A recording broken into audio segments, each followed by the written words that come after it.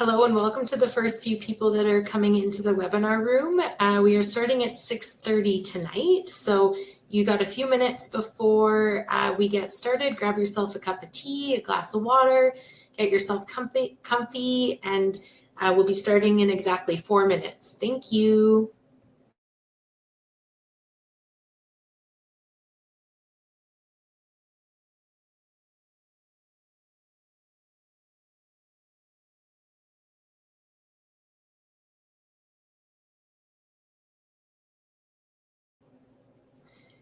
Hi everyone, thank you so much for joining us tonight. We are going to be starting at exactly 6:30, so get yourself comfortable.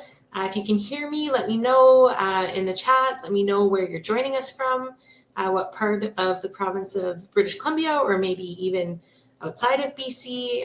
Let us know that you can hear me, and we will be starting in exactly 3 minutes. Thank you.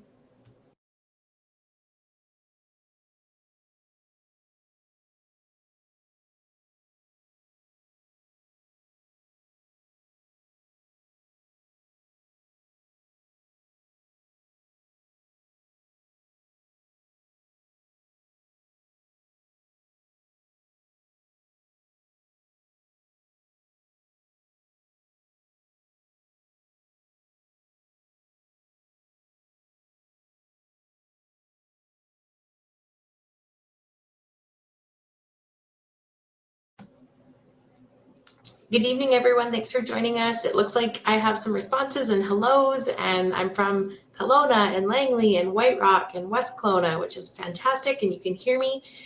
We are starting in exactly 2 minutes, so get yourself comfortable, and we will be turning the video on here, and the webinar will get going shortly.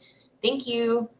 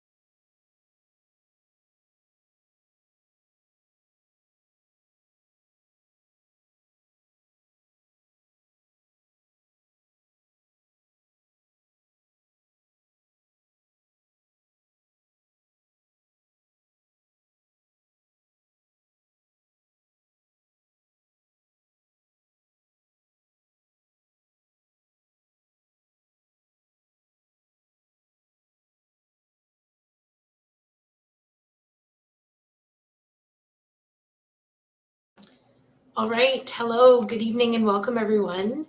Thank you so much for joining us for this wellness talk about healthy aging and blood sugar. Tonight with Jolene Gruber, registered holistic nutritionist, who is here with me now from Ontario. We will talk about how to focus your blood sugar and not on calories, and how it can help you reach a healthy weight and a balanced nutrition and age gracefully. Last week, we had this presentation in our Vernon and Kelowna stores, and there are so many little tidbits of kind of information that I think are easily applicable into your daily life. So I'm excited for all of you to hear this. And tonight we also have Elisa from Organica, who is our partner with this event. So thank you so much for being here with us tonight, Elisa. My name is Haley, and I work with Nature's Fair Corporate Events Program. The presentation will be about 45 minutes, and we will have a Q&A at the end.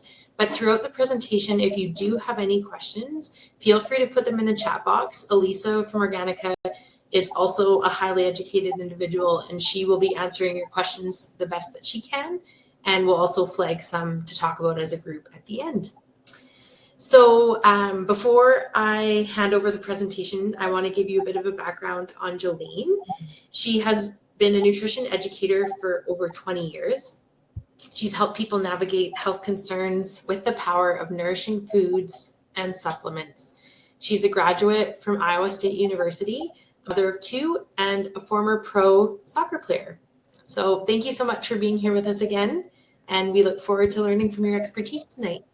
Thanks so much, Haley. Hi, everyone. Thanks so much for joining. I'm really excited to go over the topic tonight, aging gracefully. This is a fun one because, everyone wants to age gracefully, right? Like Haley said, anytime throughout the presentation, if you have any questions, please, type them in the chat. Elise is a nutritionist as well, so she will answer them as we go, and we'll all be on at the end as well to answer any more questions that you might have. So again, I'm an educator with Organica. I am a mom. I have two teenage boys. One is 18 this Sunday, and the other one is 16. So two teenage boys. So, they're right now eating me at a house and home. They eat a lot. I always try and feed them healthy food when I can. They're really busy hockey players, and they play a lot of sports. And I just love learning about nutrition and just ways to, eat for health, eat for energy, and of course, sleep well and age well. So I hope you guys all enjoy the presentation tonight. First, I'll start by giving you a little background on Organica and who we are. Organica is a natural wellness and beauty company from beautiful British Columbia, Canada, and we love helping people live healthier lives. We've been doing it actually for the past 33 years this August, so that's pretty exciting. I personally love working for a Canadian company, and we've grown from a humble line of supplements to an always evolving collection of natural health and beauty products, including Canada's #1 collagen powder, which is also very great for aging gracefully, which I will get into in a little bit. There's so many great brands across Canada, so many amazing ones, and we are recognized as the 4th in Canada. So we are very proud of that.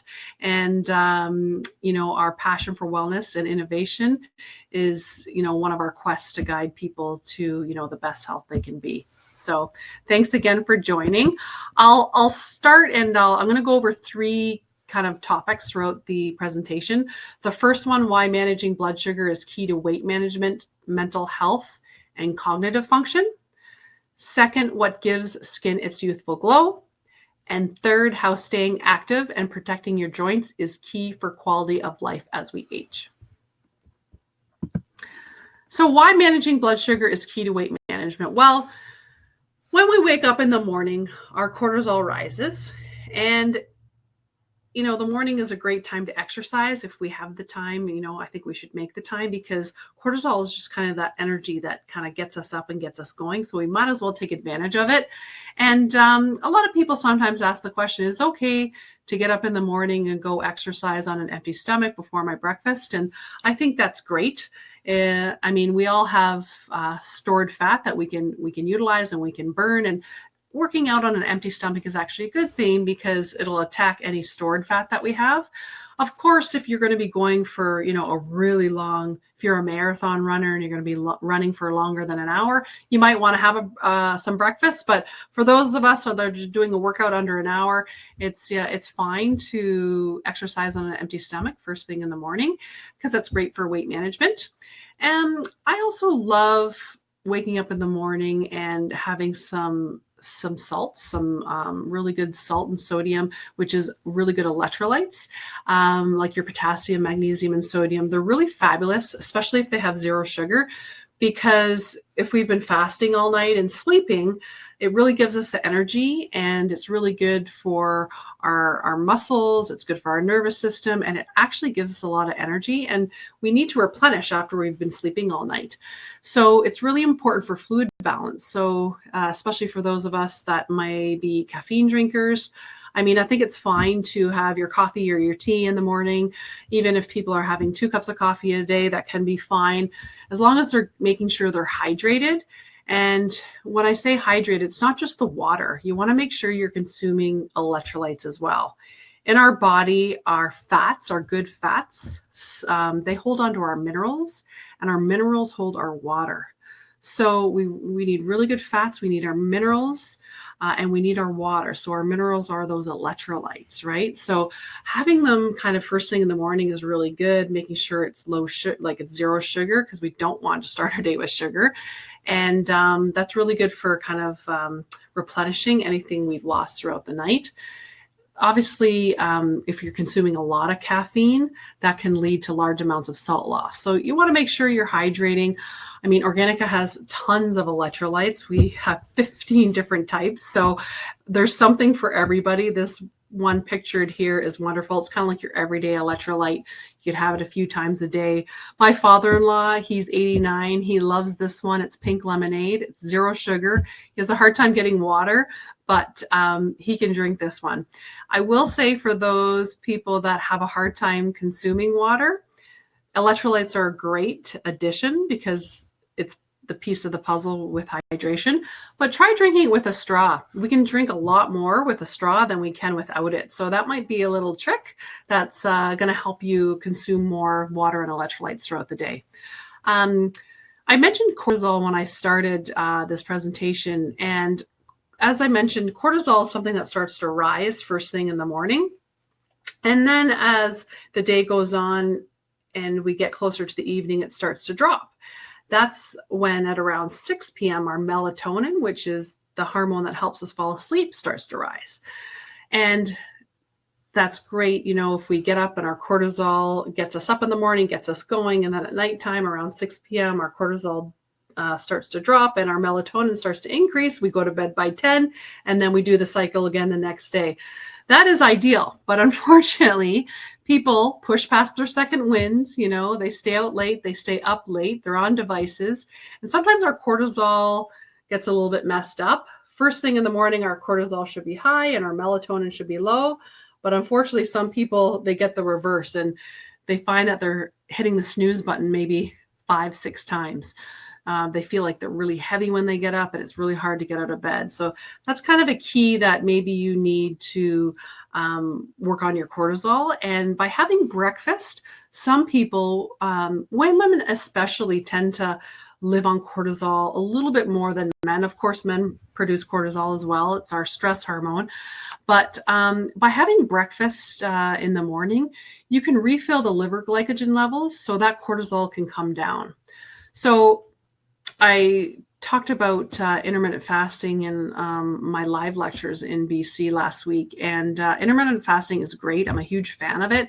It's just that some women that live on cortisol might not be the greatest for them, and breakfast is preferred, because if you're a high stress person and you're living on cortisol, having breakfast will bring that cortisol level down, which is what we want. We don't want to be spiking our cortisol all the time. And I'll talk about why in a couple minutes. But like I mentioned, breakfast, whatever time you eat, if you prefer to intermittent fast and that works for you, and you're not stressed, you don't have a lot of cortisol, it's really important to set your day up for success blood sugar wise. Okay, so blood sugar is key, it's foundation. And some women and men benefit from breakfast, as I mentioned, because it helps bring those cortisol levels down. But whenever you have your breakfast, the key is maintaining even blood sugar throughout the day. If, for example, I go through a Tim Hortons drive-through in the morning and I get a double coffee, a bagel, and a chocolate chip muffin, those are really processed carbohydrates, which turn to sugar very fast. My blood sugar is going to spike and then it's going to drop. And unfortunately, because I started my day like that, when my blood sugar drops, I'm really going to crave more sugar or refined carbohydrates. So all day long, you're kind of on that roller coaster of blood sugar. So that's why it's really important to make sure you're having some good protein, some really good fats, and some fiber whenever you have your breakfast. That's really key for blood sugar. As I mentioned before, not everyone's living on cortisol. Cortisol is a hormone that we need, and it's great, but some people produce cortisol because of stress. So when our cortisol increases, we have another hormone in our body called insulin. And whenever we eat carbohydrates, it doesn't matter if it's a good carb or a bad carb, but whenever we eat carbohydrates, it turns to sugar and our body produces insulin. Well, one thing about insulin is that with cortisol is that cortisol is a hormone. And then when that increases, we automatically increase our insulin without even eating food. So if you're someone that's living on cortisol, you really want to manage that, because too much insulin in the body creates that belly fat, or that insulin meter, I call it, around the middle. So really important to make sure we manage our cortisol and we find out, what works best for us. As I mentioned, stress elevates cortisol secretion, and caffeine can also elevate cortisol secretion too. So if you're a coffee drinker and you're stressed and you produce a lot of cortisol, you may want to push your coffee to after your breakfast, or putting some good fats like an MCT powder in your coffee. Collagen is really great in the coffee as well. And that sort of, those proteins and those good fats buffer that insulin spike. So a little bit better to push that coffee and add that collagen and those good fats to it after your meal. So I'm actually going to use this whiteboard here and explain, and I'm going to, actually, I think I have to go to the next slide. Actually, yeah, no, I'm going to turn it off. Okay. I'm going to go to the next slide here, and I'm just going to sort of explain, because I think, Elisa or Haley, can you see the background of this slide? Can you still see my slide there? Yeah. So Okay. I see the drawing. It's lighter. Okay, it's lighter. So I'm going to draw over it, actually. That's what I'm going to do. So, okay, and I just like to draw, just, so it's a bit of an example for you guys. So this circle here that I'm tracing is, imagine this is a cell in our body. In our bodies, we have thousands and thousands of cells. And in those cells, we have, I'm just going to draw these little doors. They're like receptor doors. I'm just going to trace over this. Okay, and I'm just going to put an R here, trace over for a receptor. Now, whenever we eat a carbohydrate, as I mentioned, it could be a complex carbohydrate that turns to sugar a little bit slower, like sweet potatoes, your vegetables, your salads, your fruits, or it could be a refined carbohydrate like your, all the man-made ones, the flours like pastas, breads, muffins, donuts, all those more processed ones. Anytime we eat a carbohydrate, it doesn't matter which one, our body will break it down into sugar and take it into the cell. But when it breaks it down into sugar, our body automatically knows that it needs to secrete insulin, grab onto that sugar and take it into the cell. So I'm just going to make this a little bit thicker. So in the body, we eat our carbohydrate turns to sugar, the insulin grabs onto it, takes it into the cell here, and turns it into something called glycogen inside the cell. If you can see, I'm just tracing this. And that stays there, and we just store it for when we need it. So if you can imagine, like I used the example before, I get up, I go to Tim Hortons, I have my double-double, a bagel, a chocolate chip muffin. I'm producing that insulin, taking in the cell, producing glycogen. Lunch, I go to Subway, I'm having a sandwich, maybe have a bag of chips after and a pop, making more insulin, taking into the cell. Dinner time, I have some pasta with some bread. Okay, all day long, I'm eating sugar, carbohydrates that turn to sugar, producing insulin, taking in the cell. Our body knows how to do it. That's great. What happens over time, our cells get resistant to the insulin. And this is because you're pumping insulin all day long because of the food choices we're making. So over time, these cells, these receptor doors, they kind of get gummed up, kind of like putting gum in a keyhole, right? So I'm still producing the insulin. Sorry, it's not drawing right now. I'm producing the insulin still, and it's not getting into the cell because the cells are a little bit gummed up. So where do you think that insulin that's carrying the sugar is going? If it's, that's insulin. It's staying in our bloodstream because it can't get into the cells, and that gets stored around the middle as visceral fat. So I always like to draw that diagrams because it kind of gives you a visual. And when you hear the term insulin resistance, this is what it means. Your cells are resisting the insulin. It can't get in and get stored inside the cell. So it just gets stored around the middle as visceral fat. Another way of looking at it is imagine your cells are a glass of water and the water's full and we just keep on pouring more water and it's just going to overflow right into our bloodstream. That's another analogy that you can use. But I just wanted to draw that so you guys could see like that's what's happening. We're consuming way too much sugar as a society. That's why I mentioned with the electrolytes, make sure you're having 0 sugars in your electrolytes. There's so many great brands out there. Just make sure it's 0 sugar. I love Organica's line. We have 15 different ones for everybody, but it has to be 0 sugar, especially when you're having it first thing in the morning, right? As I mentioned, I love having my electrolytes in the morning, and really important to make sure there's 0 sugar. I'm going to, how do I get rid of that? Okay, hold on one second here. I think I can probably clear this whiteboard.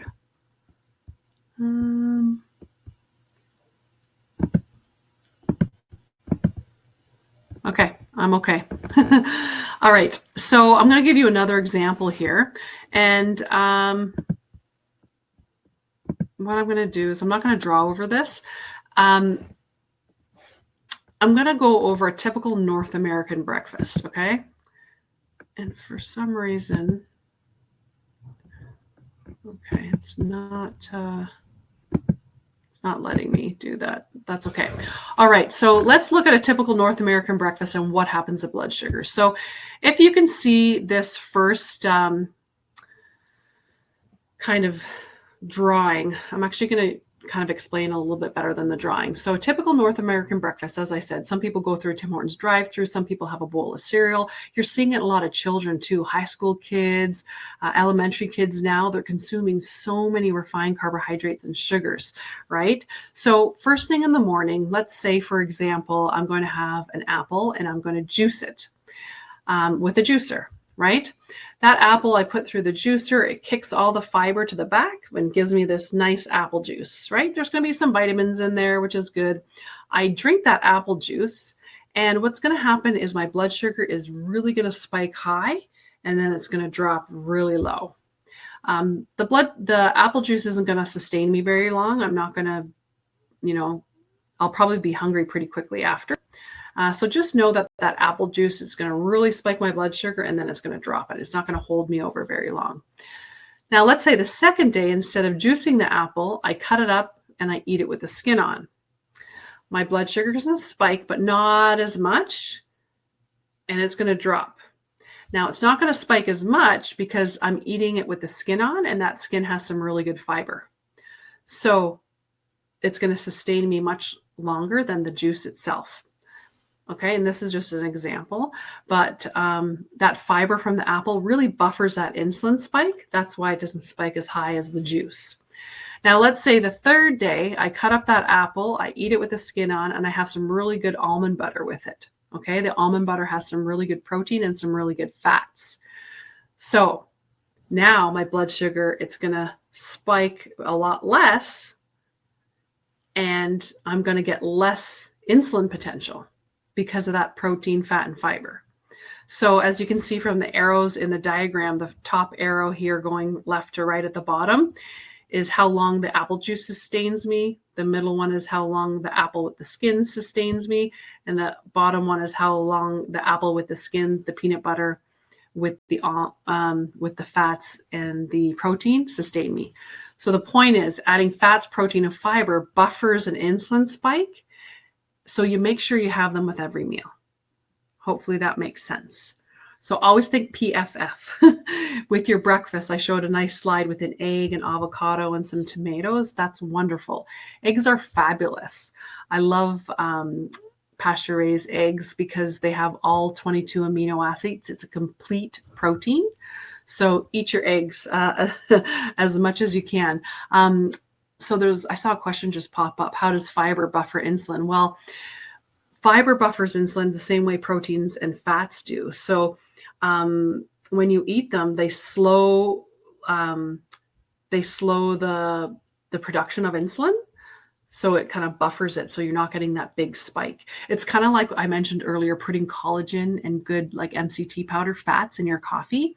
It's going to buffer the cortisol spike. Some people get lots of spikes from coffee. So it just buffers it. So you're not getting that response. So I always love to draw those diagrams when I'm in person. So I hope I did justice on the slides for the webinar, but I hope you got to understand really the role of blood sugar in the body, because that's the biggest thing, is managing your blood sugar for your weight. Okay. Once you can do that and you realize, okay, let me just write out what I'm going to have for breakfast, lunch, and dinner today. And hopefully your breakfast looks like the one from a couple slides ago, the egg, the avocado, maybe some vegetables, even leftover dinner. Have some chicken, right, with some vegetables. It doesn't have to be breakfast food, right? But too many people are having too many refined carbohydrates and sugars to start off their day. And what happens is your blood sugar is like a roller coaster, and you're chasing your hunger all day long, and you're overeating way too much. So protein, fat, and fiber, they sustain you much longer, and they keep you full. And they really balance your blood sugar. So the next point was why managing blood sugar is key to mental health. So this is really important. So blood sugar can cause rapid changes in your mood and other symptoms such as fatigue. If you look at the lady here in the slide on the computer falling asleep, trouble thinking clearly, and anxiety. So food and mood are very connected. If you're on that roller coaster of blood sugar all day long, you are not going to feel sustained, and you're going to get those, up and down of energy and just fatigue. When your blood sugar is balanced, you're going to have energy. You're going to feel really good. How you feel 60 minutes after a meal says a lot about that meal. If you feel like you want to have a nap, that was probably a really sugary meal, processed meal that doesn't work for you. So hypoglycemia is when your blood sugar gets really low, and you can get irritable, stubbornness, feelings, and you can feel depressed. I'll use my younger sister as an example. When we were kids, my mom would say she's a bear. She needs to eat, right? And she was probably not eating great. And when her blood sugar was in a low, you just feel like you're ravenous. You're so hungry. I mean, we've all probably felt like that before. My teenage boys, they eat well most of the time. They're out with their friends a lot, probably not eating well. On Sundays, sometimes I'll do a big breakfast with eggs and everything. And some Sundays they make a whack of pancakes. I try to get them to put in some collagen because it's tasteless and odorless. And that gives them some extra protein and some good nutrients. But, sometimes if I have the pancakes on a Sunday morning all day long, it's like I'm chasing my hunger, and I could just feel like I'm opening the cupboards and wanting more food, because that's what the refined carbohydrates like pancakes do to your blood sugar. So it can cause you to be irritable, and it really affects your mental health. So really important to make sure that your mental health, you understand that it's the root of it is your food and blood sugar as well. There's a lot of ways to manage your blood sugar. I mentioned the food. Protein, fat, and fiber is foundation. I think what you eat is, a big part of who you are and how you feel. The old saying, you are what you eat. Well, I feel like you are what you eat and what you digest. So hopefully we're eating good foods, we're digesting them, and they're sustaining us, and they're giving us lots of energy. But blood sugar is also really important for cognitive function. So the thinking, memory, and learning are really closely linked to glucose levels and how efficiently the brain uses the fuel source. So if you see this picture here, it looks like a cucumber. It's actually bitter melon. It's a fruit. It's got like little bumps on the outside. It looks like a cucumber, but it's not. It's a bitter melon.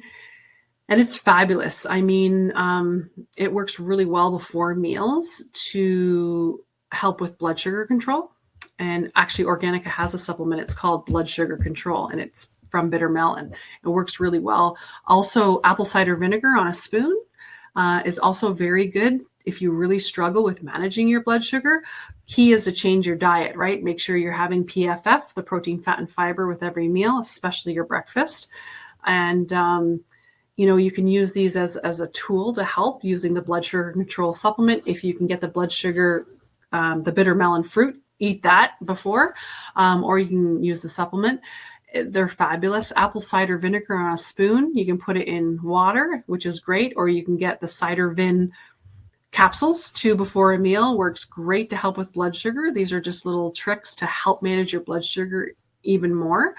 Because what happens with cognitive function is that high blood sugar over time, what it does is it damages the vessels in the brain that carry oxygen-rich blood, and the cells die. So it causes problem with the brain and the thinking, and the blood sugar control supplements, it's called blood sugar control. That's a supplement name. It helps manage blood sugar because what they're finding now is those damaged blood sugars lead to vascular dementia, or they're calling it now type 3 diabetes. So we are all familiar with type 1 and type 2 diabetes, but this is the new type 3 diabetes. It's insulin resistance in the brain that causes Alzheimer's. So blood sugar is so important for weight management, as I mentioned, but it's also so important for cognitive function and our brain health. We have something in our brain called a blood-brain barrier, and it lets those really good fats through, which is fabulous. It also lets some nasty things through, like aspartame, all those, fake sugars, chemicals, and those are really not good for our brain. But the sugar is just something that they're really starting to recognize. It's the new type 3 diabetes. So managing your blood sugar is not only great for your weight, but it's also really important as we age. To age gracefully, and cognitive function is a big part of that. So, there wasn't all these, issues with blood sugar, and you're even seeing it in kids in elementary school now. Think about the 1960s and the way people ate, right? They had breakfast, lunch, and dinner. Everything went wrong in like the late 70s when Kellogg's, they started their cereal campaign, and everything was refined, and that just the messaging got all twisted. Eggs are amazing. Eggs with the yolk runny is awesome because there's a good cholesterol in there, the HDL cholesterol. Even, the eggs, when you hard boil them, that's fine. You just don't have that lecithin in there and that good cholesterol. But you don't have to worry about eggs with cholesterol. They are a great breakfast. And it's just the marketing, the food business is a huge business. So we got to get back to eating the way our grandmother's grandmother ate because that was like real food. There's some other things you can do to help boost your IQ, like super IQ. It's very good if you're really looking to support your memory. It helps with cognitive support. It has ingredients that really give your brain some extra juice. And it's a really good blend of supplements to work with the cognitive function. So people always ask, is there anything I can take or I can do along with watching my diet and managing my blood sugar? So there are tools like Super IQ you can use. The blood sugar control, cider vin are very, very good to help your, the cognitive part of your brain so you can concentrate, and it's a preventative as well. So I'll move on to the skin and what gives skin its youthful glow, because everyone loves to have that youthful glow and try and hold on to it. But a glowing complexion really does reflect a healthy body within. And drinking water regularly and eating well are really great habits. I think, eating really good foods, like I mentioned, the protein, fat, and fiber, drinking water regularly with your electrolytes, because they're a big piece of the puzzle. Those are foundation, right? It's really important to make sure, it's really important to make sure we've got that foundation. There's things that you can do. I talked about collagen earlier in your coffee. Collagen is something, to me, I consider it a food. It is like a food because in our late 20s, early 30s, our body naturally produces collagen. It's found throughout our whole body, and it's really the glue that holds everything together. But as we age, we start to see it in our early 30s, our rate that we produce collagen starts to decline. So as we get older, like our 40s, 50s, 60s, 70s, 80s, we start to notice like wrinkles, skin sagging, even our joint health, frozen shoulder. My mother's had a lot of different aching joints of people, especially this time of year, people getting out biking, running, walking, hiking, golfing. That's when all these joint issues can really flare up as well. But collagen powder can really help with your joints. It helps with your gut health, but it's so great for your skin because it gives you the elasticity in your skin that we're not making as much as we age. So as I mentioned, it's the most abundant protein form in the body, and it gives our skin elasticity, tone, and just its structure. So It's found all throughout our body, the muscle fibers, the bone matrix, the blood vessels. And again, it's a protein. So as I mentioned before, PFF, protein, fat, and fiber, you're getting 10 grams of protein with a serving of collagen. So that protein is responsible for strong and flexible connective tissues. So really important for our joint health as we age, as well as our skin. So I mentioned throwing collagen in your coffee. It's awesome, especially if you are trying to manage your stress and your cortisol.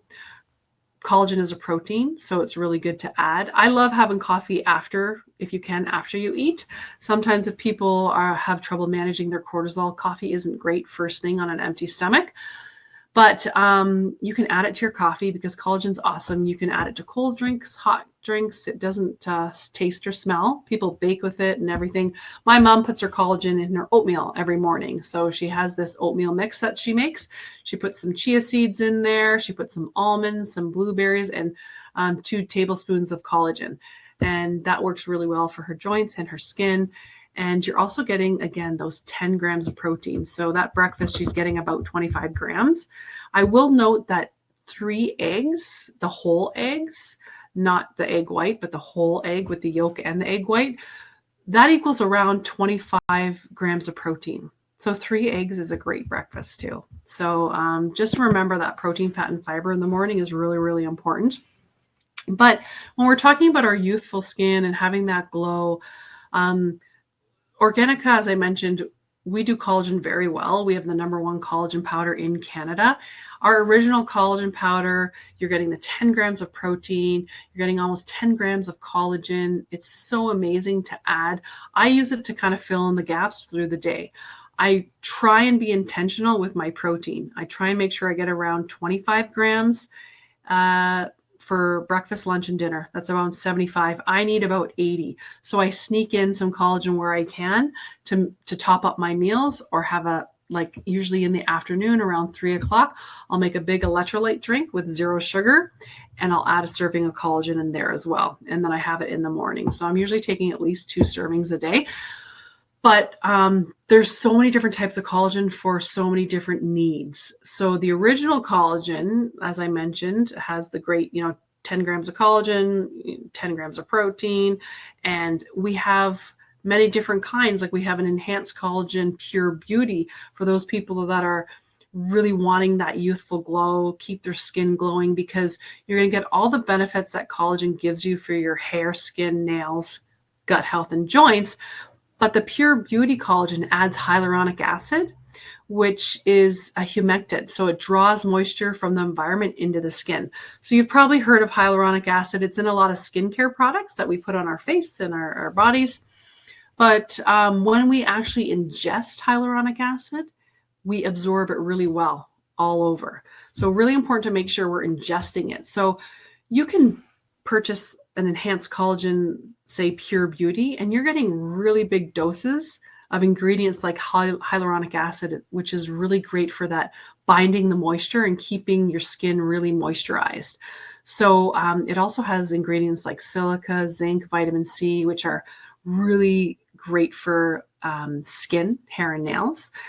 So if you're someone that's really looking for a product, you want the collagen, the Pure Beauty is really good because you're getting a really good dose of hyaluronic acid, which really helps decrease the look of fine lines and wrinkles.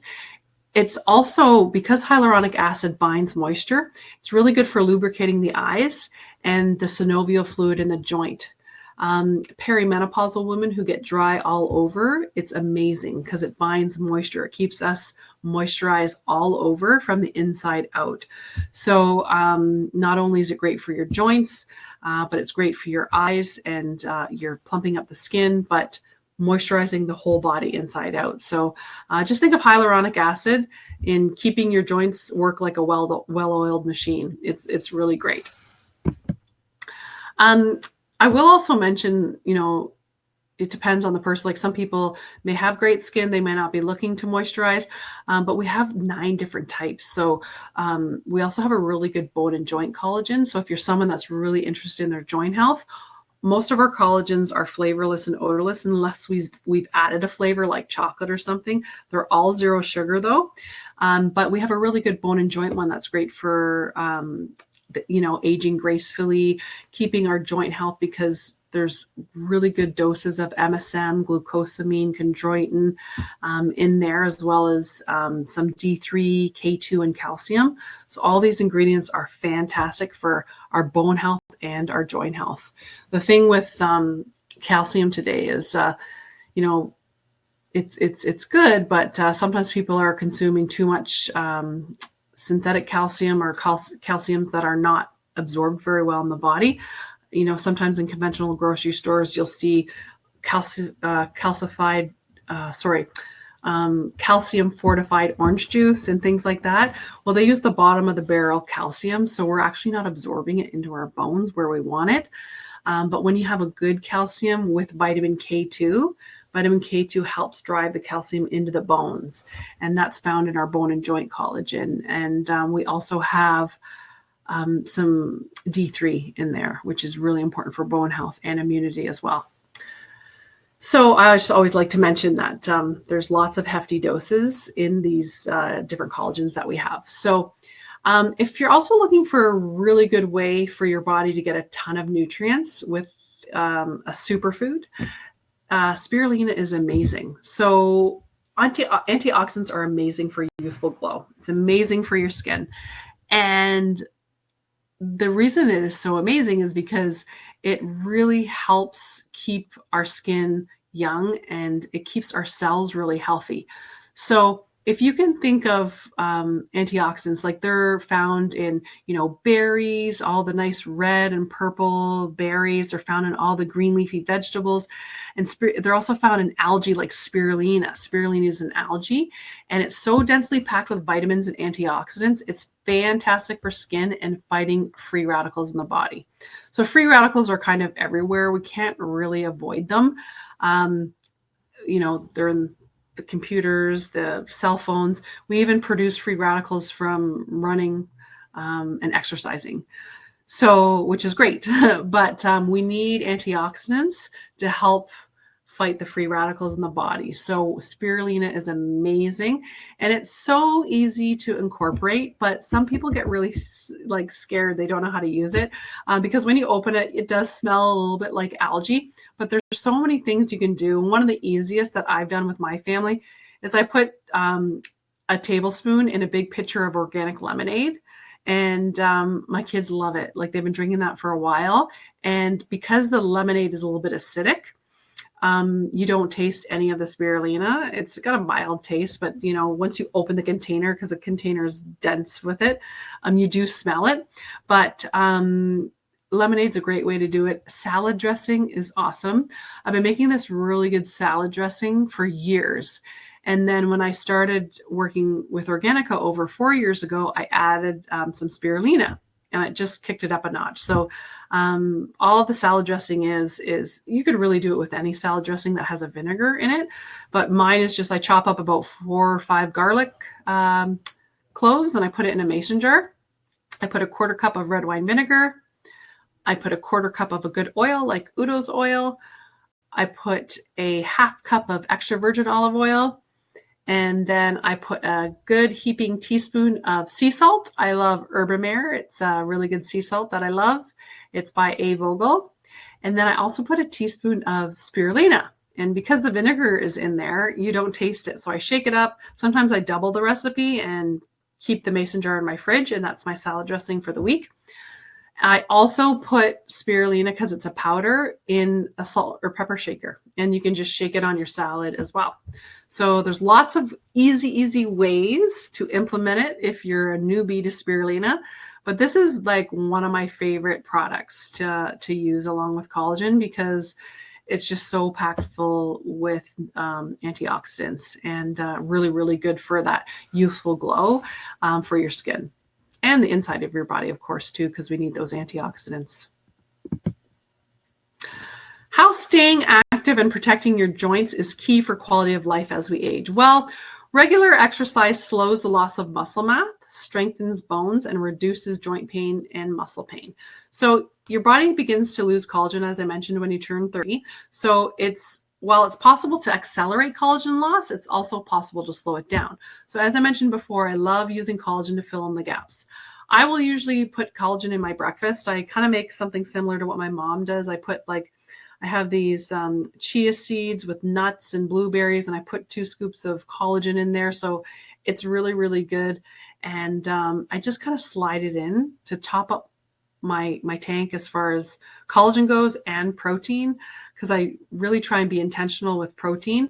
I figure if I'm intentional about protein and I'm making sure I'm getting protein, fat, and fiber, I'm kind of crowding out the junk. Like there's not a lot of room for too much junk, right? Of course, you can celebrate. I'm having a party on Saturday for my son because he's graduating high school and it's his 18th birthday. So we'll have cake and all the fun stuff. So you should enjoy that, and I will. The problem is people are celebrating like breakfast, lunch, and dinner every day. So we got to get away from that. And, then you'll look forward to the celebrations, right? And it just is really important to make sure we're eating well. And collagen is great to kind of fill in the gaps. I mentioned I put it in my breakfast, and then usually in the afternoon, I put it in an electrolyte drink because the collagen is flavorless and odorless. I make a big collagen drink and with the electrolytes, I should say, a big electrolyte drink, and I add my collagen. And it just tastes amazing. I mean, there's pink lemonade. We have so many different flavors, juicy strawberry peach, depending on the collagen or the electrolyte, that you choose. But it's just a great way to kind of get hydrated and add some really good nutrients and some protein. But as I mentioned before, the bone density is really important, and bone health is really important as we age. And it's probably because we don't get enough absorbable calcium, D3 and K2 in our diets. I mentioned about the bottom of the barrel calciums in like the fortified orange juices. And that's the problem is we're not getting enough K2 in our diets. K2 is really important to drive that calcium into the bones. So different products like the enhanced collagen bone and joint, they have the D3, the K2, and the calcium, along with all the benefits of collagen. So another good one that you can use to kind of help with your joints for quality of life as we age, because if you lose that, if you don't use it, you lose it. We want to keep using our joints. So the enhanced collagen bone and joint here that you can see, it's really great because it prevents bone loss and joint degeneration. Amazing for any pain associated with osteoarthritis. It promotes joint strength and flexibility. Great for anti-inflammatory. And again, the collagen support hair, skin, nails, gut health, and bone and joint health too. So the collagens that I've been talking about, there's basically 3 types of collagen. Actually, there's over 27 types of collagen in the body, but there's 3 types that make up most of our over 90% of our body. So that's type 1, 2, and 3. So the enhanced collagens that I've been talking about is a type 1 and a type 3 collagen. So really good for hair, skin, nails, joints, and so on. Bone broth is something that, I used to use kind of in the fall and the winter because it's great when you're cold and you're sipping on things. But now it's something that people use all year round because they're really starting to notice the benefits.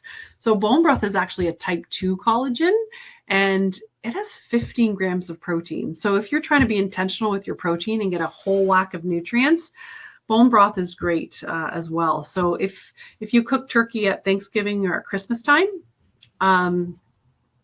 and let's say, you put the leftovers in the fridge, and the next day you take the turkey out of the fridge, the leftovers, you notice all the liquid sort of is like Jello now, right? And it's kind of looks gross. You don't want to throw that away because it is full of collagen and lots of minerals and lots of nutrients. So heat that back up and keep the liquid because it's so nutritious. So I usually keep that, and then I also make soup from my bones. I always do it after Thanksgiving and after Christmas because it's so nourishing, but I don't do it every day. So things like Organica's bone broth, we've boiled the bones for 24 hours, which is a really great source of type 2 collagen, which is really good for cartilages and joints. And the powder is really convenient, right? For people that can't make bone broth every single day. So what I used to do was I used to make a tea kind of like pictured here. And I put some sea salt in there, and it's just so nourishing, tastes really great. And you're getting extra 15 grams of protein. Sometimes too, when I've had days where I've been rushing and I didn't eat so well, I'll sometimes make a bone broth tea because it's got so many great benefits, and those 15 grams of protein is awesome. So the bone broth is really nutritious. It's just another way to sort of implement some really good beverages into your diet. So we have our water with our electrolytes, our bone broth, and if you have your coffee or your tea in the morning, that's fine, but try not to drink too much sugar in your drinks, because we get enough from our diet. So try and, I challenge you guys all for the next week to not have any sugar in any of your drinks and see how good you feel. I bet you cut out a whole lot of sugar by not drinking any sugary drinks. So bone broth is just something that's nice to sip on. But I will say that a good friend of mine, he's a doctor, and he has an air fryer in his office, and he makes chicken breasts on his lunch in the air fryer, and he shakes our chicken bone broth on it for extra nutrients with sea salt. So people are like using it to kind of shake on their chicken before they barbecue or cook chicken. There's so many great ways that you can use it, but an easy way is a bone broth tea. But of course, you could use it for soups, for stews, just like you would use, the Tetra Paks that are liquid. The problem is they expire pretty quickly. So it's great to have the powder because it's really convenient, and you're getting 30 servings and it lasts a long time, which is awesome. But the majority of it is a type 2 collagen, which is also really great as we age because it really helps with our gut health and with our joints. So if you're looking to kind of kick up your health with some extra protein and some joint support, the bone broth would be fabulous. Well, that brings me to the end of the presentation. That went very quickly. I can't believe it's already, it's 10:18 here. I'm in Ontario, but I guess it's 7:18 in BC. Yes. Yeah. No, 8:18, right? 8? 7:18. No, 7. That's right. Yeah. Sorry. But thank you guys. That was fantastic. Oh, good. There's been, I don't know if you saw the chat box while you were presenting. I was seeing it going, but it was hard to talk and read at the same time. Okay, I know Elise is on it, so. Really, really good questions, and Elise been in there doing lots of answering. There definitely was a lot of conversation at the beginning around natural sugars versus processed sugars, and she did kind of touch on that. But for anyone that missed it, the question kind of was about natural sugars. Do they have the same effect? Do we need to be as worried about them? Do you want to speak to that a little bit? Yeah, sure. So of course, natural is always best, right? I think I did touch on things like aspartame and, kind of man-made chemical sugars, which aren't good, especially for our brain.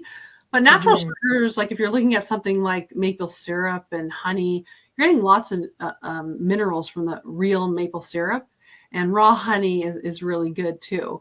Of course, you're getting natural sugars in fruit and things like that, right? Anytime you're eating fruit too, there's fiber in there, right? So just remember, Mother Nature gets it right. Human intervention gets it wrong. So, and I also wonder if the question might have been around, herbal extract sweeteners such as stevia versus even the naturals. I wasn't sure what that particular person's definition of a natural sugar might be, because stevia is an herbal sweetener that would have even less effect on the blood sugar than, say, maple syrup and honey, which still have other trace minerals in them to help balance that, but will still spike blood sugars, so we can't overconsume them either. For sure. Yeah, that's a good point, Elisa, because stevia is an herbal-based sweetener and it doesn't affect blood sugar, safe for diabetics, and it's natural. So if someone's really watching their blood sugar, like some people have to, I'd go for the stevia 100% because it doesn't affect your blood sugar. I drink it in my electrolytes, right? Because there's zero sugar, gives you a little bit of sweetness with no bad, bitter taste, because there's not a lot of it. Sometimes stevia get that bitter taste. Sometimes people say with stevia, but we have so little in there. And for me, I would rather my electrolyte in the morning with stevia than say if I put honey in it or maple syrup, only because I don't want my blood sugar spike in the morning. So not saying that I don't use maple syrup and honey, but I would choose an electrolyte with stevia first thing, just so I don't get a spike at all. That makes sense. And I think, Barbara, that clarifies your question right there. If you're having a smoothie or an oatmeal with berries, like it's a better choice. You're going to be sustained longer with that energy than you would be with a tablespoon of brown sugar or whatever. Yeah, exactly. Mm-hmm. Another question from that kind of section of the talk came around, how does fiber buffer insulin, was the question. And I didn't know if that was like specific to that drawing. It kind of came in the middle, but I was hoping to touch on that. Yeah, so fiber, protein, good fats, they buffer insulin spike because okay, so when you eat food, the first thing to go through your digestive system is water, then carbohydrates, then proteins, and lastly fats, right? So if we're eating some fats and some protein and fibrous foods, fiber kind of bulks up the stool as well. It really slows the rate at which any sugar would get into the bloodstream and give us that spike. So that's how it sort of buffers. Have you ever heard of the bulletproof coffee? Mm-hmm. So that's a great thing because people that drink coffee and are sensitive to cortisol. Remember I mentioned when we are stressed out and we're producing cortisol, our body automatically produces insulin. Mm-hmm. So I'm like that. So I can't have coffee on an empty stomach because I will feel really jittery. But I could have coffee after a meal like my breakfast with some protein, fat, and fiber. But the bulletproof coffee, they add some really good fat, like the butter and the ghee. And usually collagen too. And some people throw in collagen. Yeah, collagen is protein. So a lot of people throw in enhanced collagen into their coffee. And that's what I do at home because I'm sensitive to the cortisol, right? And I really have to manage what I eat, especially in the morning. So those bulletproof coffee things, you can enjoy your coffee and you're getting those fats and those proteins in there and it's buffering that spike. Does that make sense? Yeah. Okay. Totally. Mm-hmm. And then I think a really good kind of final thought on that section is someone also asked about like, how do we know if we are managing it right? Like, what are the signs? Specifically our cortisol. But I think if you look at all of this in relation to your blood sugar, how do we know we're winning, or like what differences will we see in our bodies? Yeah. So I would say look at your energy for sure and your sleep. Right? Yeah. Like what you eat in the morning, people don't think affects you 18 hours later when you go to sleep, when you're sleeping, but it does. Right? So you'll notice you'll be sleeping better, right? You'll be feeling better. You'll have more energy. So a really good trick too is sometimes if you have customers that come into Nature's Fair and they have problems sleeping, which a ton of customers probably say, a good question to ask is, do you have a problem falling asleep or staying asleep? Right. And I know a lot of women wake up in the middle of the night between 1 and 4 a.m. So sometimes that's adrenal fatigue where we're just really stressed out and we've been running on cortisol, the rushing women syndrome. But sometimes it's our insulin as well. So just by making sure we're getting more protein throughout the day. And some people even, I'm not a fan of eating after dinner, but say you eat dinner at 6 and you go to bed at 11. If you're going to have maybe something at 8 with some protein, that would sometimes be good for some people because it's a few hours before you're asleep. And that protein will just sort of keep your blood sugar even. When people are on that roller coaster all day with their blood sugar, what happens in the middle of the night? They're still on the roller coaster and that blood sugar drops and that's what wakes us up sometimes between 1 and 4. Sometimes it is adrenal fatigue, but I thought mine was adrenal fatigue for a while, but then I was like, no, I think it's my blood sugar.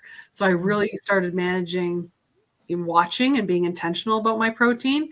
And sleep is really good. And another thing to add to that you often say, Jolene, is food and mood are directly connected. So if you are managing your blood sugar, the first thing you're going to notice is that you don't turn into the Mars commercial, between meals. Yeah. And so that's huge, especially for women, because we get on the hormone cascade. So, when we get the elevated cortisol and the elevated insulin, that starts to whack out our female hormones as well. And so that can mess with our cycle, and on and on and on it goes. So a lot of things start to get back into balance when we focus intentionally on what we're eating. And that's the first things that you'll notice. And then you can get more comprehensive with it. You can get blood sugar testing strips or saliva strips. You can also get from your naturopath, you can get cortisol testing throughout the day to see what your reactive and free cortisol is doing throughout the day. So it depends how into it you want to get. Yeah, and really, we should be able to go 5 hours between meals, right?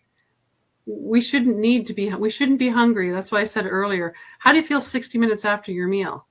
Are you hungry 2 hours after your meal? It didn't work for you. You didn't have enough protein and good fats, right? You don't need to have 6 meals a day, 6 snacks, My God, that's so much work. It is. Yeah. Someone else I think they were a little bit confused maybe, but they were asking about like in what order to eat protein, fat, and fiber. And at the end of the day, it's just having all of those on the plate. Yeah.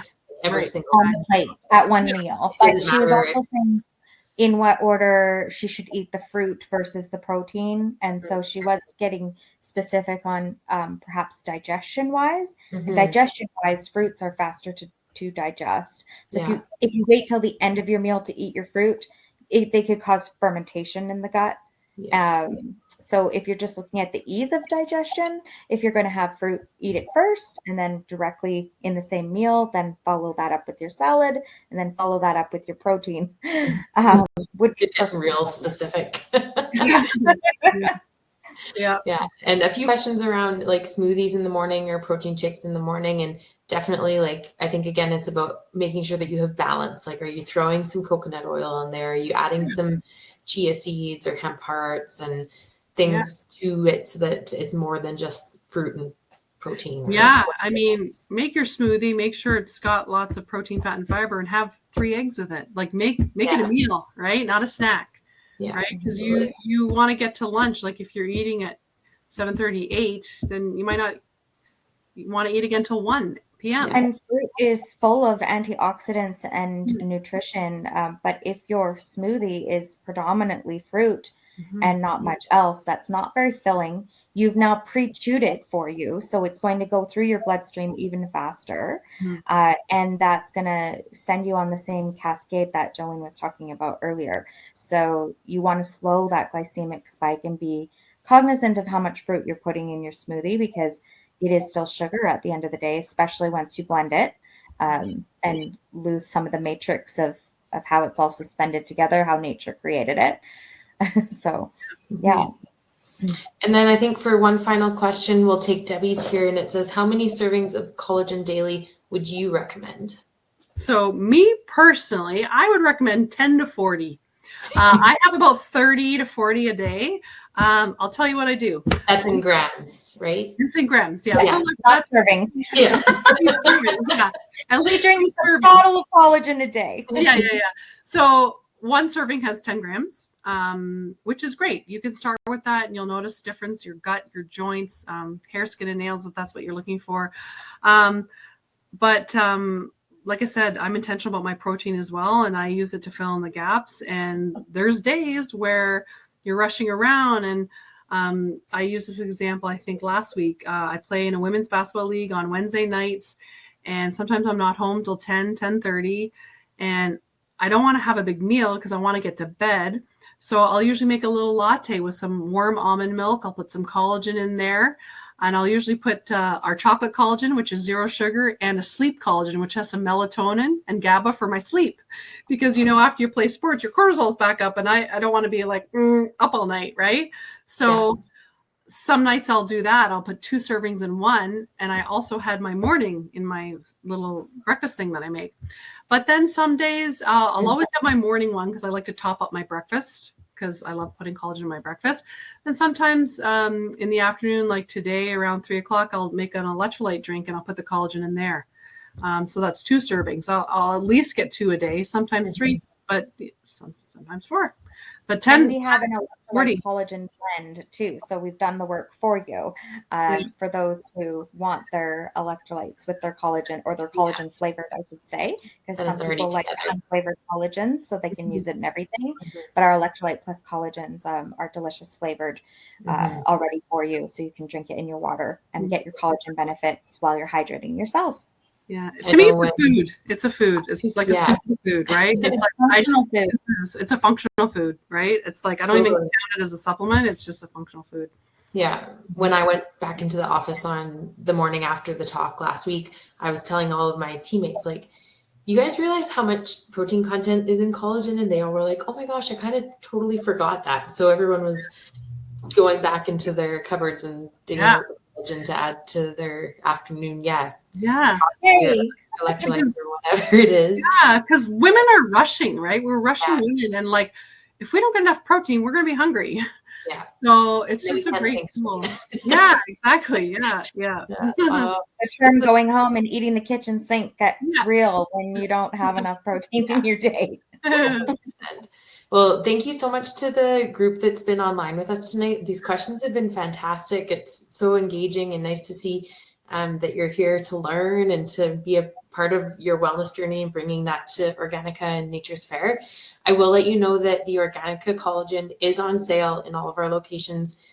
Tomorrow is the last day that it's on sale in this flyer, and then new sales start on Thursday. So if it's something that you're interested in trying, definitely go in and talk to our wellness team members. And there's a whole section, like you saw a few here in the slides tonight, but there's really something for everyone depending on what you're looking for. So come in and check that out.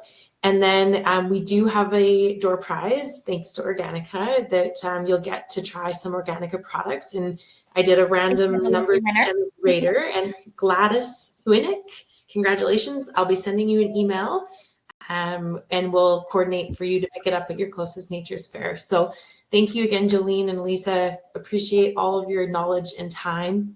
And let's do this again next year. Awesome. My pleasure. Okay, good night, everybody. Everyone for spending your evening with us. Bye-bye. Thank you. Thanks, Jolene. Yeah, thanks, Elisa.